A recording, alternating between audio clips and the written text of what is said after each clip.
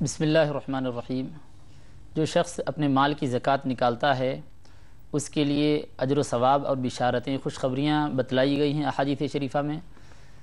اللہ تبارک و تعالیٰ نے قرآن کریم میں فرمایا کہ جو شخص اللہ کی راہ میں خرچ کرتا ہے اس کے خرچ کی مثال ایک دانے کے جیسی ہے جس کو زمین میں بو دیا گیا، اس سے 7 بالے نکلے اور ہر بالے میں 100 دانے ہیں، یعنی ایک دانے سے 700 دانے بن چکے ہیں۔ تو اسی طرح اللہ کی راہ میں زکوٰۃ کے طور پر 1 روپیہ خیرات کیا جاتا ہے، 1 پیسہ خیرات کیا جاتا ہے تو اللہ تبارک و تعالی 700 نیکیاں اس کے حق میں لکھ دیتا ہے،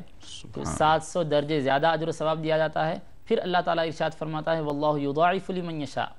اور اللہ تبارک و تعالی جس کے لیے چاہتا ہے اور زیادہ اجر و ثواب میں اضافہ کر دیتا ہے۔ نیتوں کے اعتبار سے اس کا معاملہ ہوتا ہے، اجر و ثواب 700 سے اور بڑھتا جاتا ہے۔ اللہ تبارک و تعالیٰ کے پاس ثواب کے خزانے ہیں، کمی کچھ نہیں ہے،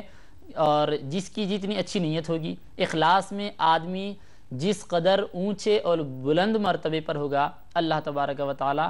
اس کے اجر و ثواب میں اور زیادہ اضافہ فرماتا ہے۔ پھر اللہ نے ارشاد فرمایا واللہ واسع علیم، اور اللہ تعالیٰ بڑی وسعت والا ہے کہ اس کے پاس اجر و ثواب بہت زیادہ ہے، ثواب کے خزانے اس کے پاس رکھے ہوئے ہیں۔ علیم، خوب جاننے والا ہے، جانتا ہے کہ بندہ کس اخلاص کے ساتھ، اخلاص کے کس کیٹیگری کے ساتھ، کس لیول کے ساتھ وہ زکوٰۃ ادا کر رہا ہے۔ تو ایک تو اجر و ثواب بہت زیادہ ملتا ہے، دوسری بات اس کو دنیاوی فائدہ یہ ہوتا ہے، نبی اکرم صلی اللہ علیہ وسلم نے ارشاد فرمایا حصنوا اموالکم بالزکاۃ، تم اپنے اموال کی حفاظت کرو زکوٰۃ ادا کر کے۔ بندہ جب زکوٰۃ ادا کر دیتا ہے تو اس کا مال ایک محفوظ جگہ چلا جاتا ہے۔ دنیاوی اعتبار سے ہم کسی بھی مضبوط سے مضبوط لاکر میں رکھیں لیکن وہاں سے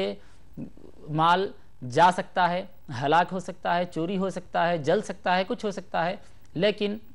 جب مال کی زکوٰۃ نکالی جاتی ہے نبی اکرم صلی اللہ علیہ وسلم فرماتے ہیں اس کی وجہ سے مضبوط قلعے میں مال محفوظ رہتا ہے اور اللہ تبارک و تعالی اس کا خدائی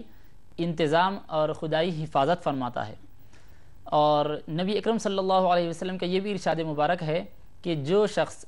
مال کی زکوٰۃ نہیں نکالتا، جس شخص کی مال کی زکوٰۃ نہیں نکلتی، اس کا مال کسی بھی آفت کی وجہ سے، آفت سماوی، آفت ارضی، کسی بھی مصیبت کی وجہ سے ہلاک ہو جاتا ہے، یا تو مال چوری ہو جاتا ہے، یا غصب کر لیا جاتا ہے، چھین لیا جاتا ہے، یا پھر جل جاتا ہے، یا سمندر میں بہہ جاتا ہے، کوئی بھی اس پر آفت آتی ہے اور مال کا فائدہ صاحب مال کو نہیں پہنچتا، اس لیے کہ اس نے اپنے مال کے ذریعے غریبوں کو فائدہ نہیں پہنچایا اور اللہ کا حق اس سے نہیں نکالا۔